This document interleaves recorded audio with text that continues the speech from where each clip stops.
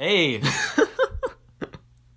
I need a more consistent intro. Anyway, welcome to Historical How-Tos, where I teach you how to do things with history. Today we're going to talk about terrible sequels and how you can make one yourself. With this lesson, our historical tie-in will be the Fourth Crusade, a terrible sequel. Yay! Now a little disclaimer, I don't like the Crusades, mostly because they're holy wars, and no, those are dumb. Two religions that promote peace literally killing each other and sending people to their death and killing various innocents in the process? Nope, can't get on that. Not my cup of tea. If this series is on TV, I'm probably going to change the channel.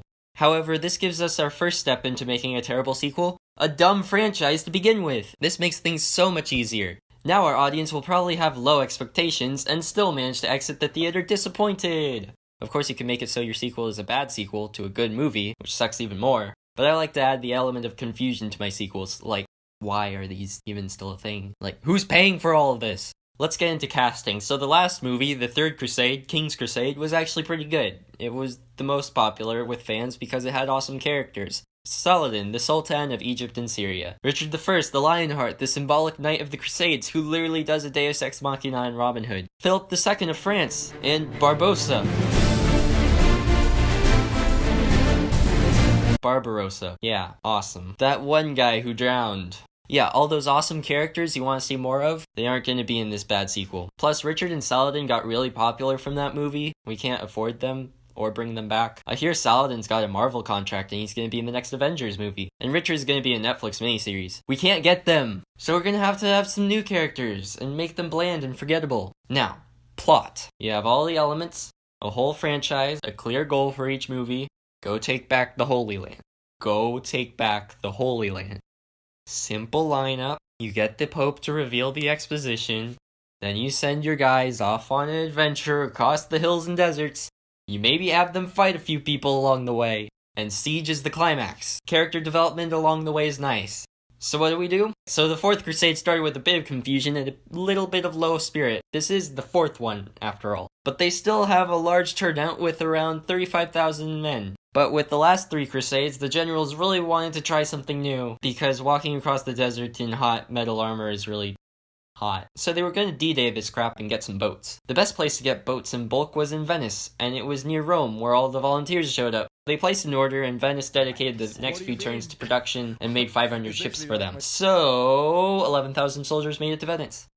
Now you're asking, wait, what happened to everyone else? Well, you know, I meant to go hang out with the bros, but it's date night. Or I got work in the morning. Sorry, dude, but I got a thing then. Or I've been practicing the lute. You know, Game of Thrones stuff happened while I was away. Winter's coming, all that crap. So it's like you invited all your friends over for a party and bought all this food, hoping that they'd help pitch in and pay you back, and only like 2 people showed up. The 11,000 Crusaders can't pay for the boats. But Venice is like, okay bro, I'll hook you up with a deal.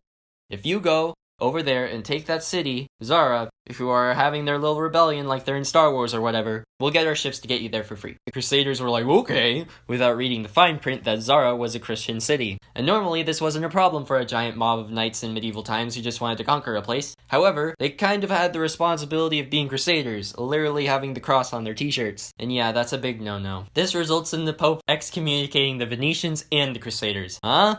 Like this sequel? Good conflict? Totally Crusaders 4, right? I totally know what this franchise is. I'm just like a regular writer making a sequel for a franchise I didn't even see the first 2. I know exactly what I'm talking about. Okay, we need a story to lead up to the climax. The Crusaders failed to take Zara, which results in them being stuck in the Balkans and being broke. Not the best situation, as Greece can tell you. But oh look! A new character! Where was this guy in the first few movies? I don't know, but he's important now. You really had quite a few movies to see the development, and have Alexius III be a favorite character.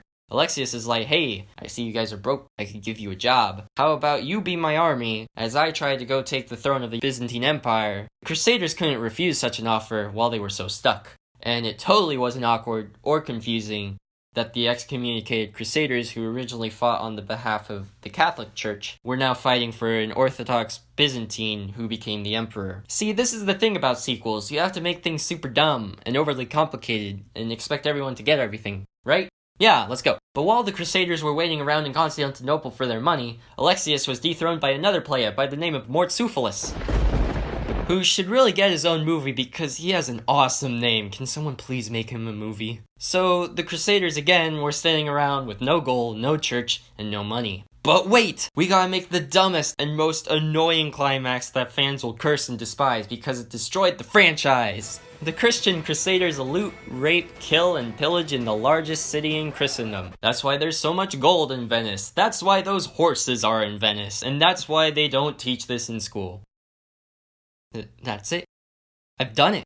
I've destroyed the franchise. I've destroyed it for you all. You can thank me. This movie will not be able to top its budget. It will fail, it will flop, and we'll stop having to see these horrible movies. Oh, thank God. Well done, fair director/writer. Oh god, it's Crappy Crusader, the director of the last 3 movies. I doth see you finished making the next movie in my franchise, whilst I am bathing in the gold rewards of my last films. Yes, take a look at it, I've destroyed it! Oh, I doth see. I guess thou dost not like sequels or franchises. No, Crappy Crusader, that's not what I mean. Is it, thou've just been ranting about how I hate thy sequels? No, it's not about how I hate sequels and franchises. I just hate how they've become just money sponges. People like it when there are huge stories filled with things that they love, and there are still some good ones today. Look at the Marvel franchise. But people have seen their success and have tried to copy it with money being the only thing on their mind. The passion and love put in these movies is slowly drifting away for greed to make dumb movies that don't challenge or create anything new. Sequels kind of have always been this sort of money grab, seeing the success of something before it and just wanting to get more money out of it. I remember when people got mad about how the last Harry Potter film was split into 2 because they thought it was just to make more money. But the whole series is still excellent, and that movie that was split in 2 is still good because it still has the passion and the great ideas from the whole story. I'm not saying stop making sequels and franchises, I'm saying make them right, because if you actually enjoy what you're making and put all that passion and detail into something that you create, then people will notice that. Thou art like Chaucer, dear squire. That was sheer poetry. I will learn thou lesson and create something great and meaningful. Great. Well, I guess this is the end of the episode, and I'm not saying that mindless fun is bad. I love the Pacific Rim franchise for just being dumb and paying money to see giant robots and monsters and explosions. So, disclaimer, I'm not the greatest critic that you should listen to. But just give true art a chance and you might actually learn something. And a lesson to learn from history is to stop making so many things that don't work. Wait. Crappy Crusader, you little— ha ha ha ha! Thou smell of mountain goat, better a witty fool than a foolish wit.